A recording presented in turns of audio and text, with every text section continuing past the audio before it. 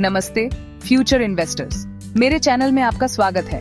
क्या आप अपने पैसों का भविष्य खुद संभालने और पैसे कमाने के लिए तैयार हैं? आज हम बात करेंगे शेयर बाजार में पैसा लगाने के बारे में, even if you are a complete beginner. शुरुआत में इन्वेस्टमेंट थोड़ा डरावना लग सकता है, लेकिन यकीन मानिए ये इतना कॉम्प्लिकेटेड नहीं है।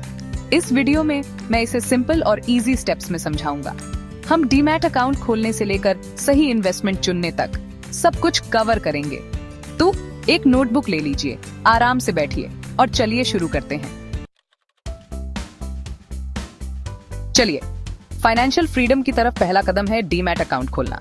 इसे ऐसे समझो जैसे शेयर बाजार की दुनिया का ताला खोलने की चाबी है डीमैट अकाउंट।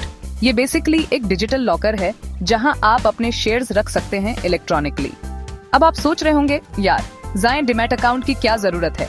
क्या मैं डायरेक्टली शेयर्स नहीं खरीद सकता? टेक्निकली हाँ, लेकिन बिलीव मी, डीमैट अकाउंट से पूरा प्रोसेस बहुत स्मूथ हो जाता है। जैसे बिना गूगल मैप्स के नया शहर घूमने से अच्छा है गूगल मैप्स यूज करना।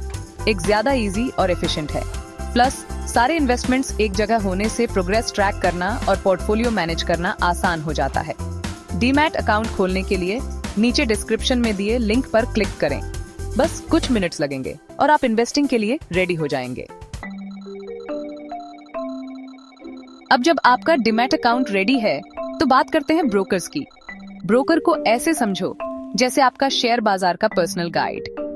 ये वो लोग होते हैं जो आपके बाय और सेल ऑर्डर्स एग्जीक्यूट करते हैं और इन्वेस्टिंग में हेल्प करते हैं। बहुत सारे ब्रोकर्स हैं, हर एक के अपने फीचर्स, फीस और प्लेटफॉर्म्स हैं। कुछ ब्रोकर्स 5 स्टार होटल्स जैसे होते हैं, रिसर्च टूल्स, एजुकेशन रिसोर्सेज और पर्सनल एडवाइस देते हैं, लेकिन महंगे होते हैं। दूसरे बजट फ्रेंडली मोटल्स जैसे होते हैं, काम तो हो जाता है लेकिन एक्स्ट्रा सुविधाएं नहीं मिलती।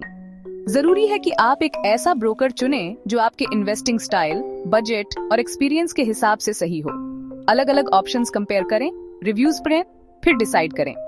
याद रखें, सही ब्रोकर चुनने से इन्वेस्टिंग जर्नी में बहुत फर्क पड़ता है। चैप्टर 3, अकाउंट में पैसे डालें। तो अब आपके पास डीमैट अकाउंट है, आपने ब्रोकर चुन लिया है। अब बात करते हैं मजेदार पार्ट की, अकाउंट में पैसे डालने की। यहीं से आपके पैसे काम करना शुरू करेंगे और बढ़ेंगे।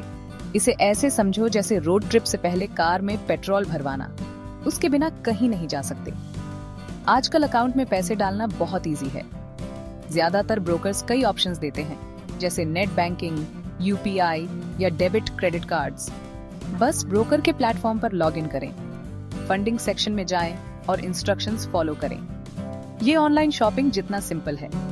मैं हमेशा यही रेकमेंड करता हूँ कि स्मॉल शुरुआत करें। शेयर बाजार में स्टार्ट करने के लिए ज्यादा पैसों की जरूरत नहीं है। थोड़ा थोड़ा करके इन्वेस्ट करते रहेंगे तो कंपाउंडिंग की पावर से वो बढ़ता जाएगा। चैप्टर 4, इन्वेस्टमेंट शुरू करें। अब वो मोमेंट आ गया है जिसका आप सबको इंतजार था, इन्वेस्टमेंट स्टार्ट करने का। यहाँ चीजें एक्साइटिंग हो जाती हैं, लेकिन कुछ लोग ओवरवेल्म्ड भी फील करने लगते हैं। लेकिन बात ये है, इन्वेस्टिंग कॉम्प्लिकेटेड नहीं होना चाहिए। एक्चुअली ये बहुत सिंपल हो सकता है, खासकर अगर आप बेसिक्स फॉलो करें। शुरुआत में मैं हमेशा सिंपल रखने और इंडेक्स फंड या म्यूचुअल फंड में इन्वेस्ट करने की सलाह देता हूँ। ये बेसिकली अलग अलग स्टॉक्स का बास्केट होता है जो निफ्टी 50 या सेंसेक्स जैसे मार्केट इंडेक्स को फॉलो करता है। इंडेक्स फंड या म्यूचुअल फंड में इन्वेस्ट करना पोर्टफोलियो डाइवर्सिफाई करने और रिस्क कम करने का अच्छा तरीका है, खासकर अगर आपको इंडिविजुअल स्टॉक्स चुनने में कॉन्फिडेंस नहीं है। याद रखें, इन्वेस्टिंग मैराथन है, स्प्रिंट नहीं। बात है रेगुलरली इन्वेस्ट करने की, डिसिप्लिन रहने की और मार्केट के अप डाउन में न घबराने की। देखने के लिए धन्यवाद।